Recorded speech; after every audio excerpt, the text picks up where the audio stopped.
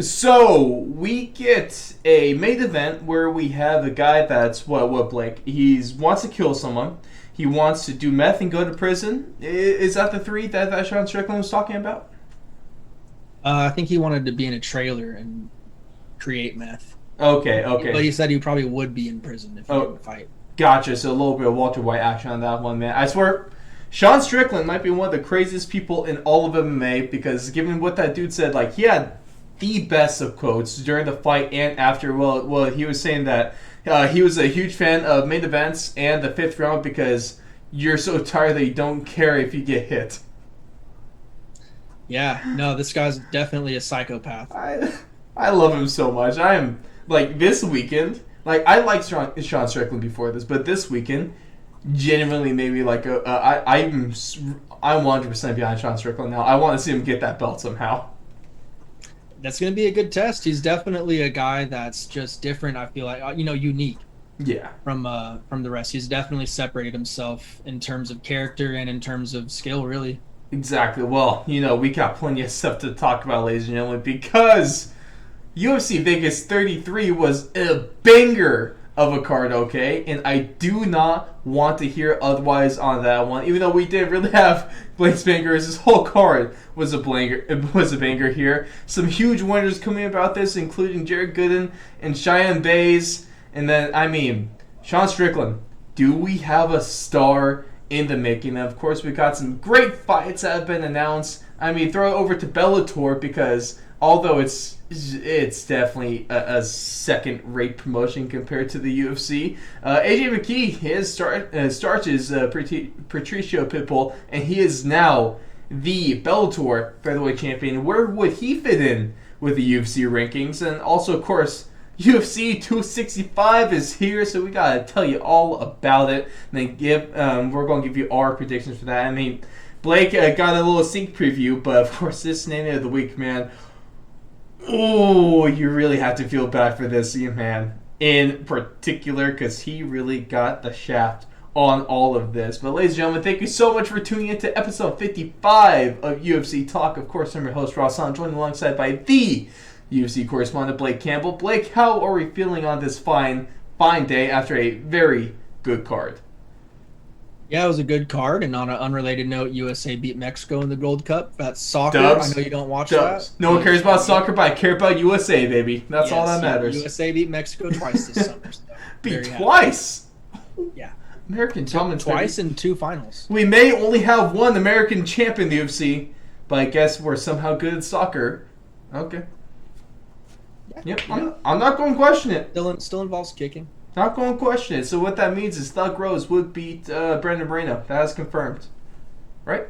Is that That'd be how a good fight. Shoot, I kind of want to see that now. I feel a little mean for that, but I kind of want to see it. Oh, boy. But before we get into things proper, just want to give a huge shout out to the place that is going to allow us for Blake to get his first paycheck sooner rather than later, and that is Patreon.com. Of course, our patrons are the best in all of the sports world. And for just $1 a month, the starting tier, you can get started with us, become a coveted Patreon member with us, and you get a bunch of goodies. You can go to that tier, you can go to the $5 tier, you can go to a $10 tier, whatever your heart desires, because I know Blake, look in his eyes, man. Now is when I throw in the Arms of Angels music. I would sing it because I don't want to get copyright struck, but also I don't want to sing for you because you'll click off so damn quick. But look, he needs that. He needs that paycheck, and I want to give it to him. But I can't because we're kind of broke. So you know what to do, Blake, right? You know what they need to do. Yeah, you could just send me money to my Venmo if you want. Oh, you bastard. I will not be linking that. It's all good. It'll be on the screen. It's okay. Blake's going to get my money this year in fantasy football anyway. Yeah, you still gotta pay up, boy. Hey, no, hit me up on Venmo and I'll just pay you. It's that easy. So yeah, maybe that's why we need Patreon subscribers so Ross can pay his fantasy football dues. You know what? Might have to take that. But ladies and gentlemen, let's get on into things because there's a really good card that we need to talk about, especially the main event. But of course, I want to give you some look at least two of the people before we get to the main event because there's some big winners here. If you look at, at least, well, I guess we can't really ask the question this week, did the bangers hit, because we didn't necessarily have one, but I'll take a cop at answering this because we did say that Jason Wood versus Brian Barbarena was like the one fight we were sure about. And what would you know? That fight was amazing. Yeah, that fight was awesome. There was a few fights on this card that were just phenomenal, so... Mm-hmm. It's always, like we're saying, it's always the cards that you don't have very high expectations for that kind of take you by surprise. Mm-hmm. And it was like that little point I tried to make on Twitter, at Fourth Long Radio. You can go follow us there. But whereas, like, a guy like, you never know what new name is going to come out of one of these cards. Like, Khamzat Chimaev came out on a card. It was Ige and Cater. So, it was similar to UFC Vegas 33, a solid name main event. But if you look through the rest of the card, is at least at that time, there's a bunch of people that most fans didn't really know or care about, quite frankly. And so we see a huge star come from that card, and you never know with these. This was a fun one, though, man. We tried to tell you about this card. We ended up getting 4 knockouts. There was 2 second rounds and 2 first-minute knockouts, and one of them was from one of my biggest winners from this card. That was Jared Gooden, because the Night Train... effort, man, I really wish we can get his post-fight interview uncensored, because it sounded like gold, but half the thing was muted. It was a shame. Yeah, you really couldn't tell what he was saying.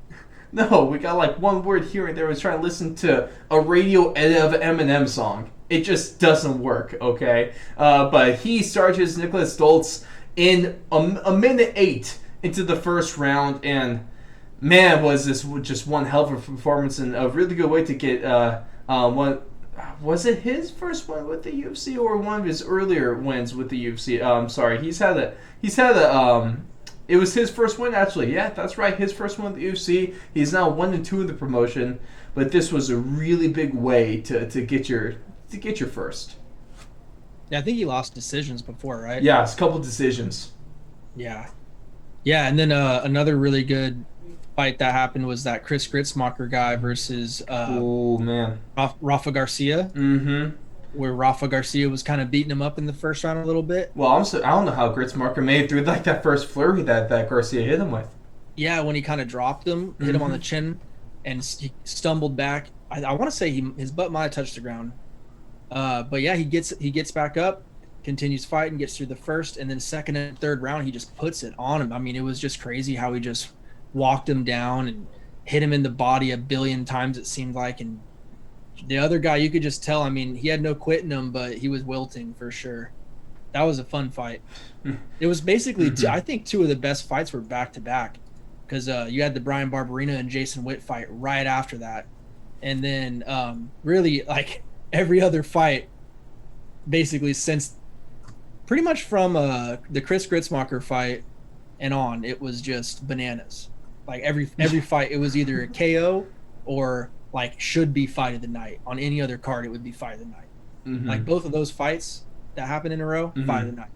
So damn good, man. I really love that. Also, wanted to shout to Cheyenne Bays, because she was a huge winner from this card, of course, because we can go into the whole fighter pay thing. Of course, it doesn't really matter how much we talk about this, how much we tweet about this, because it doesn't ultimately matter to Dana White necessarily. So, we've had this conversation about a month ago or so when it came to John Jones talking about that. I don't really think we need to rehash it, but it's a shame that we had to go through this, but I still want to congratulate Bays, because she is able to, we heard her post-fight interview and stuff like that. She's been broke trying to do the sport. And then, hopefully that all of you saw this over, at least on the UFC's Twitter and Instagram account, how they posted the video of Bays learning that she got the Performance of the Night bonus. Man, that's just cool stuff right there, man. I love it when stuff like that happens.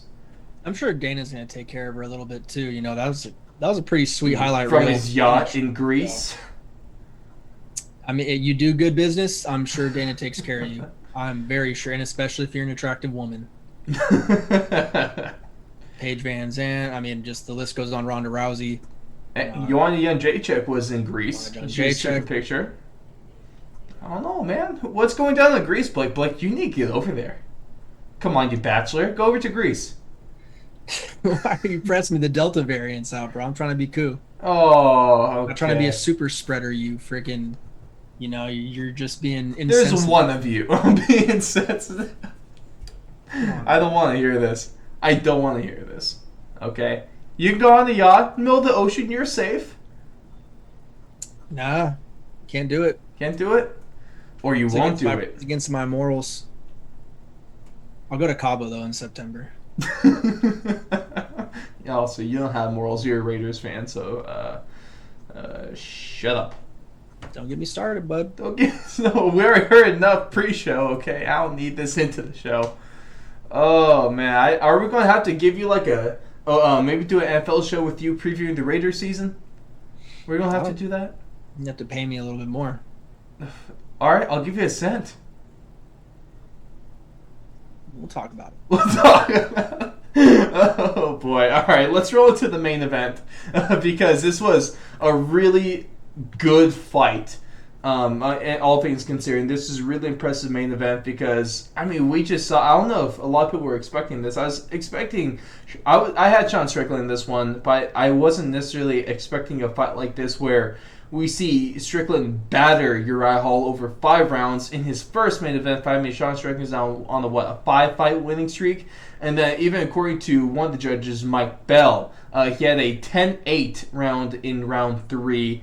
And also to go alongside this almost beatdown where, I mean, in this fight, it really looked like he wasn't ever in a bad situation, I would say, throughout all 25 minutes. He was just there in the dominant position, whether he was out striking Uriah Hall on the feet, which almost no one does, or out wrestling him on the ground, which, I mean, Sean Strickland's very skilled at. And then we also saw him set a bunch of middleweight striking records. So significant strikes thrown at 428, significant strikes landed at 186, significant head strikes landed at 173, and distance strikes landed at 169. So what'd you make of this performance by Sean Strickland, and were you kind of expecting something like this to happen?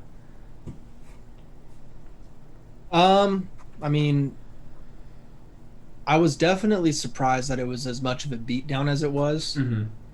I was expecting definitely a little bit more of a competitive fight, especially since they were training partners, in the past. Mm-hmm. I thought that they might have a couple tricks up each other's sleeves. But really, I mean, it was just a domination by Strickland from start to finish. There was really no good moments, I think, that Uriah really strung together. I mean, he'd have a couple decent punches here and there, Mm-hmm. but it would be onesie twosie. It would never be anything, and really maybe just onesie. I don't remember him ever stringing together, a combination that really stuck out in my mind. Whereas Strickland, he damn near finished him in one of the. I think it might have been the third round where he had him pressed up against the fence. Yeah. And had him clearly wobbled and then shot for the takedown for whatever reason. But that's just things he'll be able to go back and look on, and getting that 5-round experience is going to be huge for him because now it's just going to be main event probably. It's either that or co-mains from now on. It's going to be big fights, big names. He's now placed himself on the top of the card. He's not going to be a bottom of the main card guy. Definitely not going to be a prelim guy for probably the rest of his career. Yeah, which is impressive. I mean, unless he has a fastball from you never know if you get in the once you get in the shark infested waters and start losing, 2, 3, 4 in a row, you could never know what happens. But hopefully he's good and he's ready to get tested like that. We'll see what happens. And what do you think about the kind of take that a lot of people maybe discrediting Sean Strickland a little bit by saying Uriah Hall looked off or he didn't want to be there? Because I didn't really see that. I mean, I saw that in parts, but for the most part, you saw Uriah Hall looked like he was fighting back through all that. Like, he took a couple shots where he could have gone down, like I think it was a late round where he took kind of like a knee to the head in the clinch, and yeah, he didn't even drop. There was like I want to say round three, round four, round five. There were all moments in those rounds where he easily could have quit and let Strickland finish him, but he kept fighting and he kept coming back. But as to what you were saying, it didn't look like he wanted to be in there to some people. I saw that once it came to about the second round. I didn't see that before the fight. Before the fight, he looked like he wanted to, he wanted to kill. Yeah. He looked serious all week. It was business approach. It looked like there was maybe a little bit of friction between the two, just by judging by his answers he was giving to the reporters. Like, it looked like he was intense, and he wanted it. So I didn't see that he wasn't there or didn't want to be there before the fight. Round two, though, definitely saw a change in his demeanor, definitely saw a change in how he was carrying himself, and it looked like his confidence was kind of diminishing a little bit. And I think Strickland even addressed that in his after fight presser and said that I'm pretty sure he said he thought he broke his orbital with one of those early punches, and that's kind of why he was squinting and like messing with his eye a little bit the whole fight. And that wouldn't surprise me. And maybe he didn't break his orbital, but he definitely damaged it to a point to where it affected him. And he might have only been fighting with one eye that whole fight, for all we know. Yeah, obviously that's not going to help. But I think this, like, overall, 90% Sean Strickland being good in this fight, 10% Uriah Hall kind of being bad in this fight. I think because Uriah Hall is a proven fighter, and he's been a solid guy for a good stretch of time. He's one that, really put a beat down on Anderson Silva. I know is a late non-prime Anderson Silva be able to do that. I mean, no matter what. Not even Israel Adesanya was able to do that, and that was only within about like a year or so of that fight. So I thought it was fine, but I just think Sean Strickland looked great. And personally, if he continues to do stuff like this, if he continues to have fun, fun interviews, he's almost like, we've all saw the highlights, and we see what Sean Strickland does during fights, or at least maybe not this one necessarily, but before this, he's one of those guys that talks and is funny as hell during a fight. Almost like what we saw from Kevin Holland, but this time Sean Strickland can actually back it up. He actually wins. Right? No offense, Kevin. I love you. No, I love Kevin. He's funny as hell. He's one of the funniest fighters in MMA. But Sean Strickland, he goes out there. He talks his talk and walks the walk. Kevin Holland hasn't really done that in his last couple of fights, although they've been tough fights against good guys. One was a fill-in against a guy that would fight for the belt. But you know. I really think Sean Strickland could be a star in this middleweight division, and I'm super excited to see what we can get from him in the future, Yeah, same. I'm excited to see where he goes from here. Hey, and if he... okay, Blake, I just thought of this. I really now need Sean Strickland to roll up to, like, the Apex or whatever venue he's fighting at in, like, a rattered, like, RV trailer. Why is that? He was talking about that he was going to be cooking meth in there. I want to see him rolling like the one we saw in Breaking Bad. I want to see him roll up in one of those, just to play to the bit. I guess. He better not be cooking no meth in there, though. I want to see him fight some more. Did you saw a test for meth? I would assume so. Probably shows up on something. I would assume so. Yeah. That's a real question we have to ask here. Does USADA test for meth? Because we know they test for weed. Obviously John Jones is the cocaine. We got, those nice blue pills that everyone says is tainted supplement, not steroids. So you never really know. But let's take a look at what should be next with Sean Strickland, who's should, or at least he's on a star trajectory in this division, because he provides a lot of really interesting matchups for a lot of the top guys in the division. And I think now is the time that we give him like a big, or I guess maybe put in quotes, but a big name fighter to really see what he's made of. So I think my favorite pick would be Jack Hermanson, or possibly the loser of Derek Brunson versus Darren Till later this year, or actually only in a couple weeks now. Yeah, I think that's a decent option. I think another option could possibly be Edmond Shahbazian, even though he's coming off of a loss. He's still number 10. Still a young guy with a lot of potential, but they probably wouldn't feed him to a Sean Strickland guy coming. I want to see Plus he's gonna be Edmond 8 bounce now. back. I want to see Edmond bounce back. You know, Strickland probably should be I would think he'd be number 8 or number 9 after the rankings come out this week. well, he should at least be taking Uriah Hall's 8, maybe. Yeah, it just depends though. I mean, you never know. Could he jump Kelvin Gastelum? That's what I'm saying. So. It kind of depends. I think so. 5-5 winning streak. But yeah, everyone else basically is all booked. Mm-hmm. Derek Brunson's booked with Till. Hermanson's the only free one really. Vittoria is going to go against Costa in October now. I think Jared Cannonier's a little too high for Strickland at this point. Yeah, Cannonier's a little high because he's going to But I think one more win he's there. Yeah. I think it just depends. I mean, if someone doesn't have a dance partner, maybe Strickland will look like an enticing option. Who knows? But yeah, I think the one that makes the most sense definitely is the probably the Hermanson one. Mm-hmm. And that'd be fun because Strickland has the ability. He fight last though. He fought Shahbazian, right? Mm-hmm. So he might. I mean, I guess he's not really in a position to decline fights, but no, I know he's going to want to be fighting up, but that would be a good fight. That would be a good fight. I think that'd be a solid proven fight for either guy. If you're looking from just a matchup perspective, Sean Strickland might have what it takes to match, or at least to not get submitted by Jack Hermanson on the ground. And I would say he definitely has a stand-up advantage. That would be a good fight. I would definitely be interested in watching that. That'd be a good fight, man. Would you prefer that over the loser Brunson versus Till?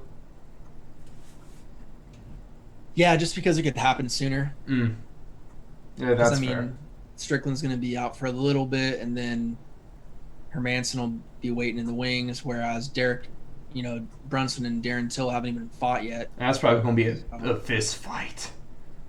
We'll see. We'll see what. Unless Brunson goes wrestling. I mean, I think that's his only choice, really. Do you not remember the Israel Adesanya fight? Do remember that? Nah. Yeah, it's gonna be rough. Yeah, it wasn't the best. But obviously, we'd love to see what you guys think. Just go make sure you can interact with us and a lot of the stuff that we keep on putting out, that I keep on putting out over on our Instagram and Twitter. Twitter at Fourth Long Radio, Instagram at Fourth Analog Radio. Of course, the links are in the bio if you're on YouTube. And if you're listening on audio, you can just go on over to thefourthalong.com or thefourthalong.com/UFC for links to everything. But we're going to move on from UFC Vegas 33 and take a look at some of the headlines that we had this week, because one of the ones that I'm really intrigued by, of course, UFC 268 is looking to be a stacked card. We're having Kamaru Usman versus Colby Covington 2 at MSG. Glad that we finally got that announced and ironed out and good to go. Then, of course, we'll get into a second, but Gaethje versus Chandler finally announced. But now we got some stuff. Leon Edwards put on Twitter recently that he's going to be ready for a November or December fight. And it's time to really just finally have this Jorge Masvidal Leon Edwards fight go down the two-piece in soda. We can finally get the beef settled here. So would this be something that you want to see? Is this something that the UFC is going to do or should do? And also, should they add this looking like a stack 268 or maybe save it for 269? I would say you have to do either. Yeah, I mean, you have to do either fight night main event, so they get their own billing and all that kind of stuff, or you got to put it on 269 just because 268, I think it already has Gaethje and Chandler, right? Yep. Yeah, Gaethje, Chandler, and Usman Covington. So you kind of have your main event right there, and I'm assuming Gaethje, Chandler, unless there's like another title fight that gets added to that card, they're probably going to be the co-main event. But they're at least going to be probably the second storyline. I think that should be the co-main event. I don't want to see another title fight added to that, to be honest. Yeah, just put some bangers underneath it. Let me use the other 3 fights. I'll set it up. Yeah. Come on, we've been good with our. They wanted to get Sugar Sean on that card, 268. Ooh. For Madison Square Garden. Ooh, I would love to see Sean there. Sugar's a smart man, though. He said those taxes is crazy over there. He is right. Hey, if I was Sugar, I'd just be staying on anything in Vegas. Yeah. No income tax, baby. I'm saying you're gonna literally save thousands and thousands of dollars just doing that. Literally. So like, why wouldn't you do that? If you have the opportunity, why wouldn't you do that? Hey, imagine winning $50K for tonight bonus and losing and only bringing home like $30K of that, man. Yeah, I would cry. Yeah, that's not okay. Not okay. Absolutely cry. Also, imagine having to fight in front of the New York State Athletic Commission, which is garbage. Horrendous. How are you going to have a doctor's stoppage on the Nate Diaz fight, man? Yeah, don't get me started on those guys. They're just bad. They're bad vibes. It's so bad. Yeah, but is this the fight to make? Should we finally pull the trigger on Jorge Masvidal versus Leon Edwards? I mean, I would love to see it. I think it's like 2 years too late, basically. In my opinion, I would have loved to see it like the day after it happened. Right. So yeah, should have happened. I'm always down for that fight. Wait, right, Blake. It didn't happen like Super Bowl Row or something like that a couple years ago. No, remember it was at the England card.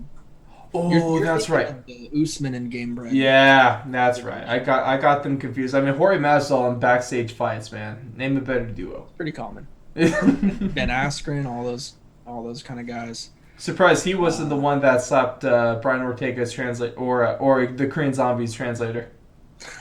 I know, right? But it was the one where he knocked out Darren Till. The card that he knocked out Darren Till. Exactly. Thank you. Yeah.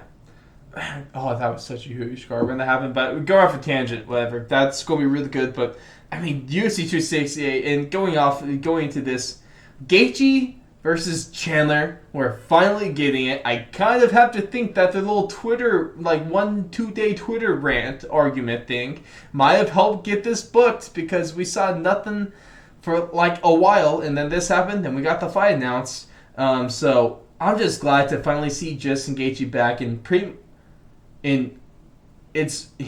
be over a year. Wait, no. It'll be right. No, he fought against Khabib in like, October. I thought he fought against him in November. Or is it November or October? October or November? I mean, I think we're going to figure this one out. Which one was it?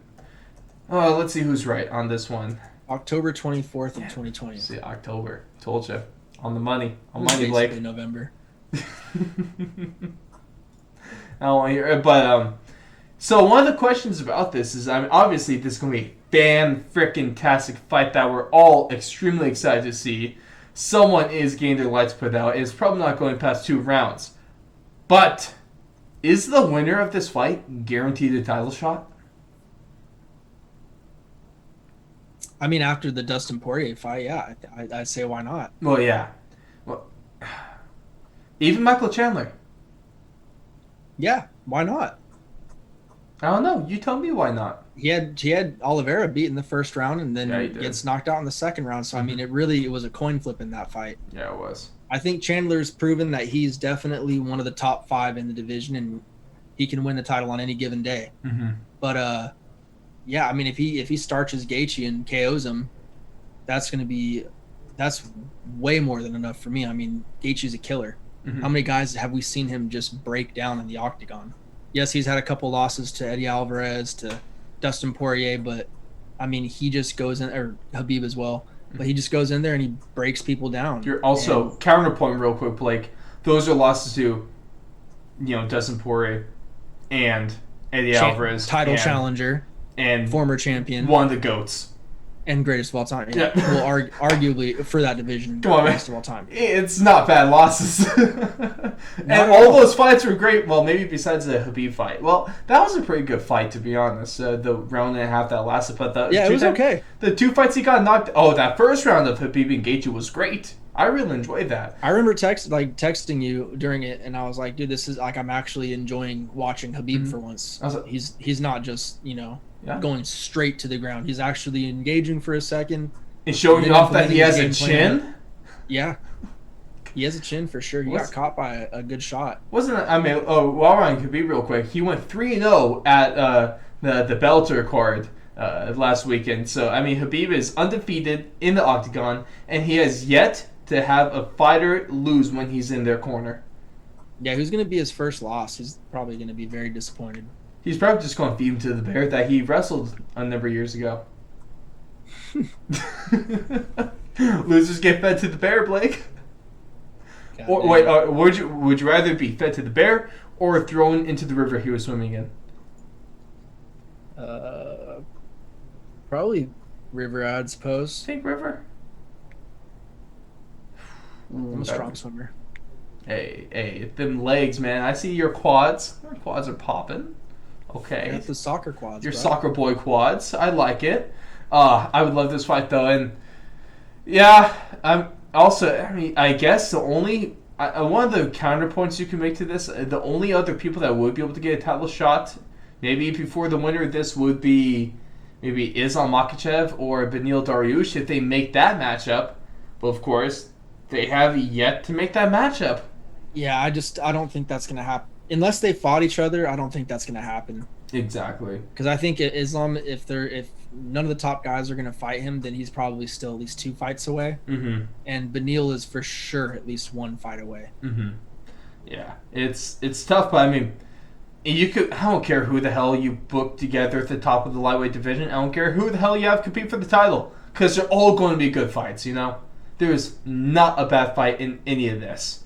And then, if we want to say, you know, this is 155, let's roll into 145, because we don't talk about Bellator too much, because honestly, there's not a whole hell of a lot to talk about. But AJ McKee, we got to talk about this. He starts his Patricio Pitbull just a few minutes into their first round bout at the Bellator card on Saturday. He takes the 145-pound belt. He wins the $1 million and the Bellator Grand Prix.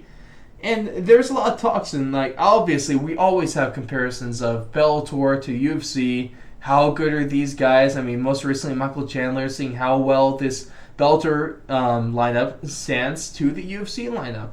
So Blake, let's take a look. Where do you think AJ McKee would stand if he was in the UFC featherweight division? Would he be? Do you think he'd be champion? Maybe compete with Max Holloway, Brian Ortega. Where do you think? Where would you put him? At least top 5, right? I don't know about top 5. Ooh, There's some really really? good guys in top 5. I'd need to see more, and especially because I haven't seen a ton of his fights. I mean, that was the biggest fight of his, and that's the only fight of his that I've really watched. So, Honestly, that was the first Bellator fight that I've watched fully. damn, that's crazy. I've seen a few here and there. I haven't. Unfortunately, I watched some of those Chael Sonnen fights that sucked. Oh well. You know, that was my own fault on those. Hey, it ones. doesn't matter. They might have sucked, but he's still undefeated. So who cares? But I mean, dude, there's some straight killers in the featherweight division. I mean, Yeah. Calvin Kattar, Danny Ige. Korean Zombie. I mean, the list goes on and on. I mean, Holloway, Brian Ortega, Alex Volkanovski, like all these guys are world class. All right, see here. What I'm going to do, Blake, is I'm going to go from champion and down the contenders, top contenders, and you're going to stop me on the fighter you think AJ McKee could beat. Okay. So, Sure. Alexander Volkanovski, Max Holloway, Brian Ortega, Yair Rodriguez, the Korean Zombie, Calvin Kattar, Arnold Allen, Josh Emmett, Dan Ige, Edson Barbosa, Giga Chikadze, Bryce Mitchell, Sadiq Youssef. Yeah. Oh, right there. Sadiq Youssef. I think it'd be Sadiq Youssef or Bryce Mitchell. Ooh. Ooh, honestly, I'd love to see Bryce Mitchell on the ground against AJ McKee. I think he starches him. Yeah, I mean, who knows? Wow. That is tough, Blake. The Bellator champion of the saying. world. Like, I mean, the one thing that he has above Patricio, I think, is the fact that he looks obviously a little more athletic, Yeah. way lankier, obviously, a little Mhm. more reach, but yeah, man, I mean, these guys in the UFC, they're battle tested, dude. They've been fighting the best of the best, you know, with the most money behind them that they could attain. Exactly. Do you For see a that, while. Bellator? Do you see guys constantly fighting the best in the world? No. Like, their records are not even comparable. Like, resumes, wins, losses, they're not Yeah. comparable. And you know what else? On another note, too, I wish I could remember the exact number, but the whole Bellator payout this weekend for the whole card, like every fighter involved, it was a little over $2 million. Now, That's including the $1 million payout to AJ McKee. So that's basically cut in half at that point, right? Mm-hmm. And that's what the rest of the whole card got to split. But $220,000, I think, at least. I want to say that was the number. That went to Patricio. So yeah, you basically had like a little less than 1 million to split between the rest of the card. Like I saw some people on there getting paid like a flat 4K. And people want to complain about Dana White and stuff like that. So it's like, yeah, I mean, I understand, but Dana White is paying a little bit, better than the other guys. So it's like they're kind of in a crappy situation. Then you got Coco revealing, like, oh yeah, I'd love to have a cross-promotional fight with AJ McKee. It's like, yeah. No shit, you would. You have everything to gain by having the UFC put a fight on. Dana White wouldn't even wipe his ass with you. No. The only chance AJ McKee has at fighting the UFC is if he ends his contract with Bellator or fights it out and comes over to UFC. Which I would applaud him if he actually did. I don't blame guys like him because you can be champion, you can make $1 million, and you be the best fighter in that promotion. Well, look at Chandler. I mean, that's the blueprint. Look at Eddie Alvarez. I mean, the blueprint's been laid. So I think if he's interested in finding out if he's the best, he'll be in UFC eventually, especially if he continues his title reign.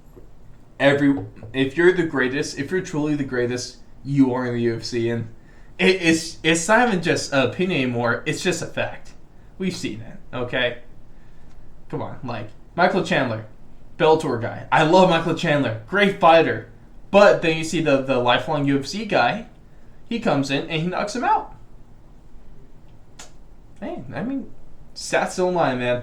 Stats don't lie. But of course, let us know where you think of this. Was Blake a little too harsh with AJ McKee? I don't know. You'll also have to let us know on that one. And let's cap things off, Blake. UFC 265.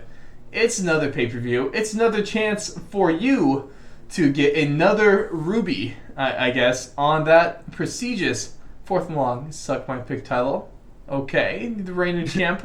I was just thinking a good headline for what we just said about AJ McKee. AJ McKee can't even beat top 10 UFC. Hey, can't even beat a top 10 fighter in the UFC featherweight division. Hey, I'll write that down, man. I'll write that down. I'll post it that. I am quoting you, Blake. Okay, because although I'm very inclined to agree, if we ever get enough flack about this, I'll just blame you. So I come out and no matter what. I would love for someone to tell me which top 10 featherweight would beat him. Honestly, what would he would beat? I guess the biggest one might be Dan Ige, maybe Calvin Kattar. I don't know about that. I think Josh, man. Oh, here we go. Our obligatory. I really want to see Josh Emmett return to the UFC sooner rather than later. Comment. Josh Emmett would knock the hell out of AJ McKee. Dude, he would send him into orbit. Josh Emmett would murder this guy. Murder. I mean, it's come on. Edson Barboza against AJ McKee. That'd be a good one. Oh, that's a good ass fight, man. Even the Shane Burgos, man. Even Shane Burgos. God, poor guy. He's number 14 now. Well, it's because his brain shut down on him. Yeah. Hey, but Shane Burgos still a killer, though. But it's like, how is he number 14 and Barboza's number 9? I don't know, man. I don't know. I wish I worked for the UFC, so we'll see. But like I said, UFC 265. Oh, this is a fun card. Of course, we're down a big fight. We're down the co-main of Nunes versus Pena. But it's not the worst thing that could happen because it's still a good card. And it's one of those cards where, I mean, still with Derek Lewis and Cyril gone, stupid matchup to make, but a great fight to watch. It's just one of those ones. But also we got guys like Jose Aldo and Pedro Munoz now in the co-main event. Michael Chiesa and Vicente Luque who the winner of this might be one win away from a title shot for that welterweight division. I mean, you got killers in the women's strawweight division like Tisha Torres and Angela Hill. They are going to throw down. I mean, now I'm looking forward to what we refer to as the main event of the prelims. Bobby Green and Rafael Fiziev. Ooh, boy. But Blake, let's make up for the lack of Blake's bankers from last week. And let's see what you got for us for this big old pay-per-view? Yeah, well, you just touched on one there. The first one I'm choosing is Bobby Green versus Rafael Fiziev. Have to. This one should just be a barn burner for sure. The next one is going to be the fight actually right after it. And basically, really, every fight, it's going to be a lot like this last weekend, in my opinion. I think once the Bobby Green Rafael Fiziev fight hits, every fight from then on is going to just be fireworks. Mm-hmm. After that fight, you have Song Yodong versus Casey Kenny. Casey Kenny most recently lost to Dom Cruz. Song Yodong, I want to say he lost a decision to Kyler Phillips most recently, but it was really close. But two very exciting fighters that love to throw down. I guarantee this fight doesn't stay on the ground very long if it does go to the ground. Mm-hmm. And someone should be getting knocked out or pieced up. The last banger I chose, Jose Aldo versus Pedro Munoz. I mean, that's easy. You know, I don't know how you could not choose that. Mm-hmm. Those are two guys that just throw down. Munoz has had some vicious knockouts. He's been knocked out a couple times. Aldo, same thing can be said for him, a legend in the featherweight division. So it should be a great co-main, honestly. I think they did a good job replacing the Amanda Nunes fight, and hope that she's doing all good and her family is all well. Yeah, that's not a bad co-main to have replace that. And do you agree that if Aldo loses fight, is his chances of ever being champion again over? If not already? God, yeah. I mean, possibly, but he's already fought for the title, you know. So it's already looking really tough. He has to beat everyone in front of him. So yeah, if he loses this fight, it might. I don't know if it's over for good, but it's definitely 99,000 times harder than it already was. Exactly. But now let's take a look at this big old heavyweight main event. We got the Black Beast, Derek Lewis, looking to get his hands on gold in this, technically his second title fight with the UFC. We had the one with Daniel Cormier where it was just a wrestle fest by DC. That's between his first and second fight with Stipe Miocic. But obviously, Derek Lewis is a way different fighter than he was then. Cyril Gane has a chance to become a UFC champion in just his 10th MMA fight. So how's that for a set? That's ridiculous, man. I really don't understand. Interim champion. Don't call him a champion. Fine, whatever. Too many. That's extra words. But the way I'm thinking about this fight, Blake, if we want to get to our predictions about this, is if you look at everything technical, if you look at everything just from a fight in MMA, I guess technique and how good they are as an MMA fighter, you gotta say Cyril Gane on this one. But doesn't that mean that Derek Lewis is probably going to find a way to knock this guy out and become UFC interim champion? You want me to ruin my prediction? Yes, please. Derek Lewis by knockout. Oh, we're both on the same page then. I'm going. Blake, I'll give it to you. Round 2. Derek Lewis, round 2. Copycat. All right, what minute then? What minute? I don't know. I think it might. What was this Curtis Blades one? And that was like round. Was that a round 3? Was that a 5-rounder? Yeah, that was in the main event, and that was in the first minute and a half of round 2. Really? Was that early? Yeah, you put him out early.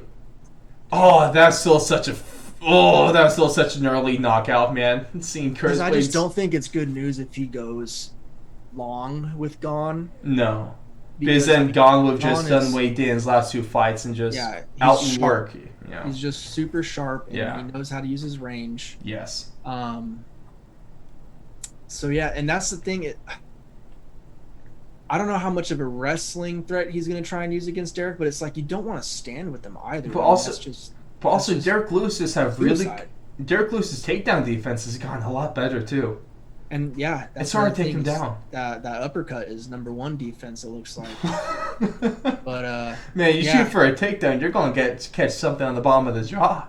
like it or not, though, Lewis is still going to have way more experience than this guy. I mean, 25-7 compared to a guy that's going into his 10th fight, right? Yeah. So yeah, I don't know, man. For some reason, I have a good feeling about Derek. He looks hungry, not literally, but He kind of does. He always looks hungry, right? Literally, but I'm saying in a figurative way at this point in time. Also, I'm just rooting for a Derek Lewis knockout so we can see that Houston's the Toyota Center explode in Houston, man. That roof would blow up. Yeah, and that's another factor too, is the home field advantage basically. I feel like Derek Lewis, you see a lot of fighters like maybe like crumble under the pressure of fighting like in their hometown. I feel like Derek Lewis is probably the best guy for a hometown fight. Well, I just don't think he's going to care that much. Exactly. He doesn't care.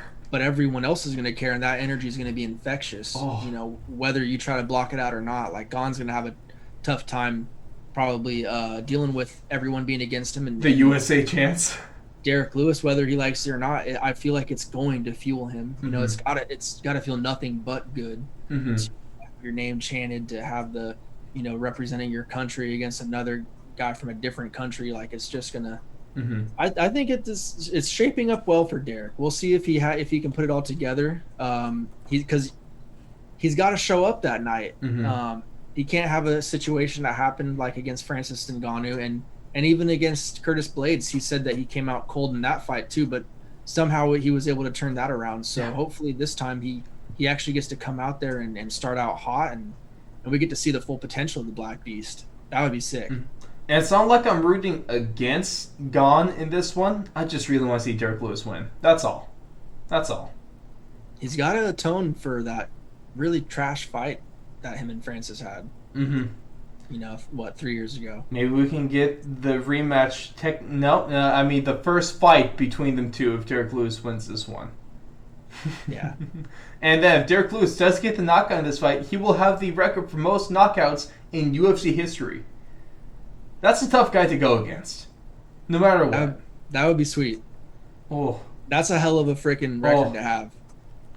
If you have the most knockouts in UFC, that's something that, like, you know, bad man. That's a Hall of Famer. You couldn't tell me nothing. No, that was my record. No, if you, or especially the heavyweight division, you can knock out anyone in the world. Is essentially what you're saying. You know. Yeah. It doesn't matter. So knocking out the freakiest of the freaks. Oh, dude, all in all, I am so excited for this fight. Like, I reiterate, it's stupid that they're fighting in the first place. It should just be in Ngannou versus Lewis. But I'm still really excited for this. You know? Yeah, it's still going to be a great fight. Oh, yeah. It's still going to get some clarity in the division.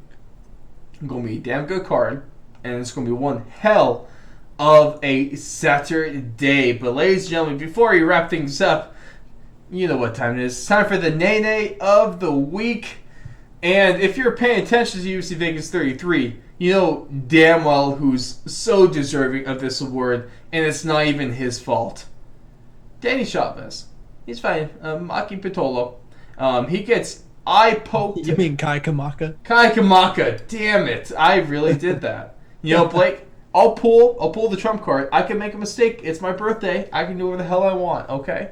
That's fine. I just don't want the Hawaiians coming after you, bro. Oh, please don't. I'm just looking out for you. Hey, Blake, I appreciate you. Thank God there's an ocean in between us, man. Them Hawaiians would not be good, man. I'm saying. Hey, Blake, you're on the lookout for me. I appreciate you, dog. That's why I have you on. Here for you, bud. I feel like we do one of these every show. It's great. But Danny Chavez,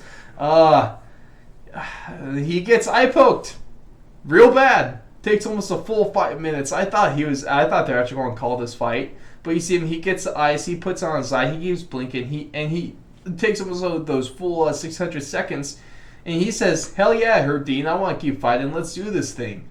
And then like 30 seconds later, he gets kicked so hard in the nuts, and then goes down again, man. That's so bad. That's a rough one. That's so bad. And the fight ends in a draw, too. It's just like, ugh.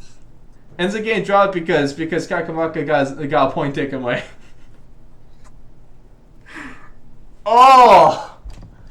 Hey, Blake. I think he got nay-nayed.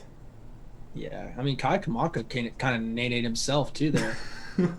Is this the rare double nay-nay? It can be. I think it qualifies. Double nay-nay, ladies and gentlemen. It is a rarity, but it's obviously one hell of a spectacle when you do see something like that. But, ladies and gentlemen, that's going to do it for us on UFC Vegas. I keep on doing that, man. I keep on doing that. Can I just get a good outro? UFC Talk 55. I swear, I wouldn't be surprised if we end up getting UFC Vegas 55 one of these days. It's going to catch up to us. This is something else, but I mean, I guess I got a good setup at the Apex. But that's going to do it for us. We really appreciate you sticking around to the end. You really are the best of people. Then, like how we shouted them at the beginning of the show, just got to give a shout out to our wonderful patrons over on patreon.com/Fourth Law. Get started today, just $1 a month. But a huge shout out to Ray Rodriguez, and for all your card collecting needs, go follow at the Big Bat Box on Instagram. Shout out to Ryan Watson and Neil Wiley. But Blake, maybe I won't throw you off this week. Your thoughts of UFC Vegas 33 in one word or phrase?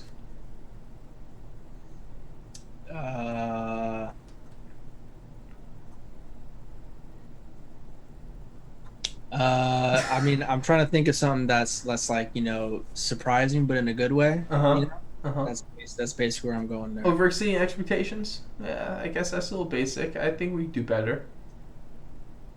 Can we? I don't know. I don't think so. I don't know. I think you just got to go with what works, ladies and gentlemen. Yeah, I'm sorry. I killed that. Oh, Blake, we're really going to end on this bit of a mood?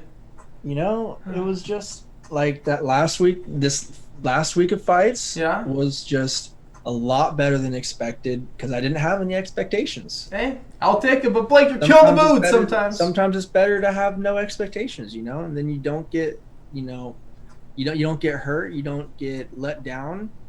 You just go in there and you get surprised sometimes. You're like, oh wow, like this is pretty cool. You mean kind of what your parents do for you? No, that's what your parents do for you. You're an accident. Yeah. Actually, no. That's just my little brother. So, Jared, I love and hate you so much. Ladies and gentlemen, thank you so much for tuning in, and we'll catch all of you after a new heavyweight interim champion is crowned. Go Derek Lewis.